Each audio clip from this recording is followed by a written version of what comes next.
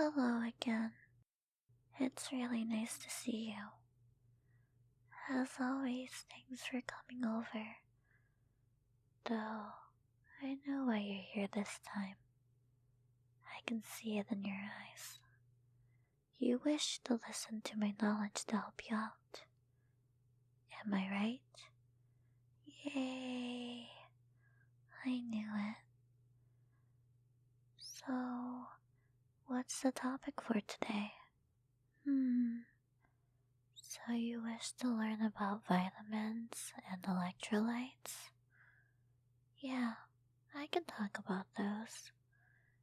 It is a very good topic to learn about after all, since knowing about them can help you take into account what you eat in your diet.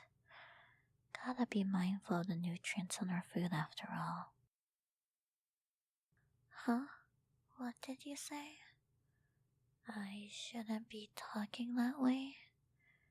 Are you trying to say my diet could use some work?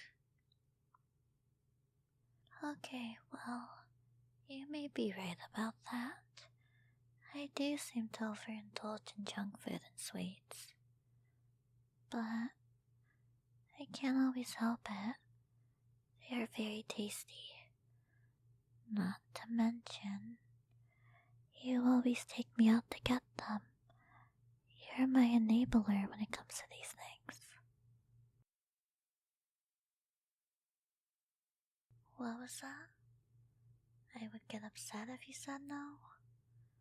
Well, you're not wrong. Okay then, it's both of our faults. I'll try to be more accountable about my snacking habits. But please, if you can help it, try to keep me accountable as well. You will? Thank you. Oh, what were we talking about again? Oh yeah, that's right. Vitamins and electrolytes. Before I talk more about the two, just remember, this is going to be a nice overview of things. If you want a further breakdown, I would recommend looking at reputable sources, speaking to a doctor or a nutritionist about these things. I say this all the time, but what may work for one person may not always work for another. So it's best to talk to the professionals about such things, especially if you're looking to make a diet change. At the end of the day, your well-being is very important to me. Anyways, let's start with vitamins. Each vitamin does something different, but they are all important as they aid in the growth and development of the body. Many vitamins we actually get from the food we eat. I'm sure you've heard of many of these, but I'll go ahead and list them anyways. Vitamin A, B, C, D, E, and K. Vitamin A can help with vision, bone growth, cell functions, and the immune system, to name a few. You can get vitamin A from fruits and vegetables such as carrots, spinach, apricots, and mangoes. You can also get it from salmon, cheese, and milk. I'm not sure if you've ever heard of this belief, but I remember always hearing as a kid that carrots help with vision, and that's how I remember vitamin A. But do remember, it's not like eating carrots is suddenly going to give you supervision. It won't. Trust me, I tried. Anyways, what comes after A? B. Let's talk about vitamin B, which is an interesting one since there are different types. Overall, vitamin B aids in helping your body in the process to use or make energy from the foods you eat. Fun fact, many energy drinks actually have vitamin B. Anyways, foods rich in vitamin B include meat, fish, chicken, dairy products, eggs, and some leafy vegetables. Some breads and cereals are also fortified in vitamin B, so be sure to check those nutrition labels. So, Remember how I said there are different types of vitamin B? Well, I'll go ahead and list them now. There's vitamin B1, also known as thiamine. Then there's vitamin B2, known as riboflavin. Vitamin B3 is known as niacin. Vitamin 5 is also known as pantothenic acid. Then there's vitamin B6, vitamin B7, also known as biotin, vitamin B12, and folic acid. I do apologize if I pronounced anything incorrectly. Some of these names can be rather hard for me. If you feel inclined, you can always go over the specifics of each vitamin B on your own time. The best fun fact I have here is with folic acid. Folic acid is very important, especially for those who become pregnant, as it aids in the development of a baby's brain and spine. So if you know anyone looking to have kids, make sure that their prenatal vitamins contain folic acid. Okay, I'm ready to move on to vitamin C, which I'm sure you may be familiar with. Vitamin C is an antioxidant. It's good for your skin and bones and helps promote healing. Vitamin C can be found in citrus, like oranges. Other foods with vitamin C are broccoli, greens, and tomatoes. You may have heard of this one before, but being deficient in vitamin C for a prolonged amount of time can cause scurvy, which is what many sailors and pirates suffered from. Scurvy causes the connective tissues, blood vessels, and bones to weaken. This often presents with signs and symptoms of weakness, fatigue, rough skin, and swollen gums. Next on the list is vitamin D, which is super important. Vitamin D helps your body absorb calcium, which is one reason milk is often fortified with it. If you didn't remember, calcium is important to keep your bones healthy and strong. Vitamin D also helps your immune system fight off bacteria and viruses. Vitamin D also helps with muscle movements. One cool thing about vitamin D is you can actually get it by being out in the sun. Of course, be careful when being out though. You don't want to get sunburnt. In terms of getting vitamin D in your diet, while many foods have it added, remember what I said about milk being fortified with it? Yeah, well, other food like cereal and yogurt can have it too. Again, it's best to look at those nutrition labels.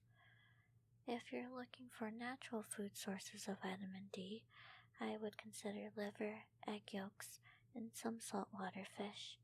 And of course, there are vitamin D supplements too, but make sure you talk to your healthcare provider first. My advice though is, if you aren't deficient and you can go outside, go on and touch some grass, as they say.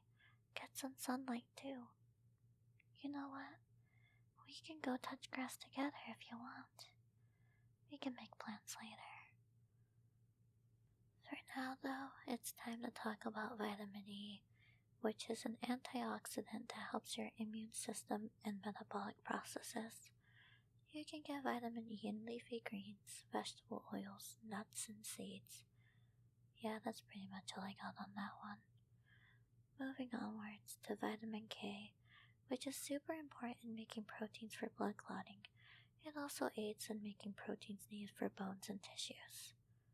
Individuals on blood thinners need to be mindful of their vitamin K intake. It's important that they talk to their healthcare provider about their normal diet and to update them on any diet change as well. Oh, and vitamin K is often found in green leafy vegetables like spinach.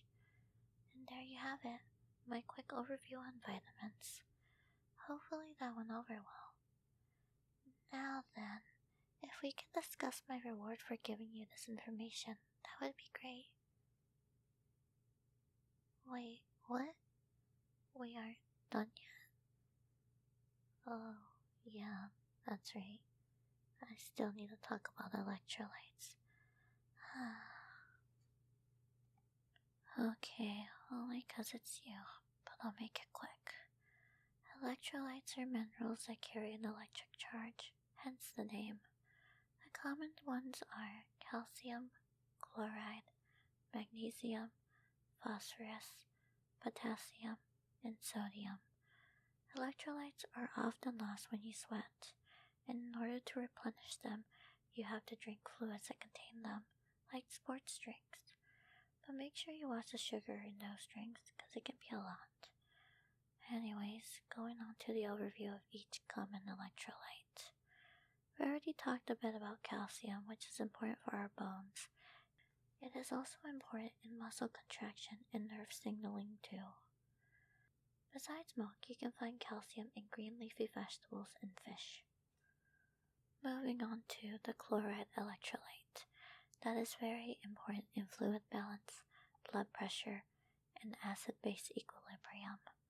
You get chloride from table salt because salt is sodium chloride. Whoa, cool chemistry. Alright, it's magnesium time. Magnesium is important for energy production, nerve signaling, muscle, and heart health. You can get magnesium in dark leafy greens like spinach, and also in almonds and cashews, to name a few. Alright, I'm almost there. Phosphorus is important for bone structure, energy production, cell membranes, and DNA. You can find it in milk, egg yolks, and nuts. Alright, 2 more to go. Potassium is extremely important for muscle contractions, especially within the heart. If your potassium is too low or too high, it can lead to changes in your heart rhythms, which can be life-threatening. You can get potassium in foods like bananas, leafy greens, avocados, and sweet potatoes. Last but not least is sodium, which is important in nerve signaling, muscle contractions, and fluid balance in cells. This one is self-explanatory, but sodium can be found in table salt, so think of salty foods. And there you have it.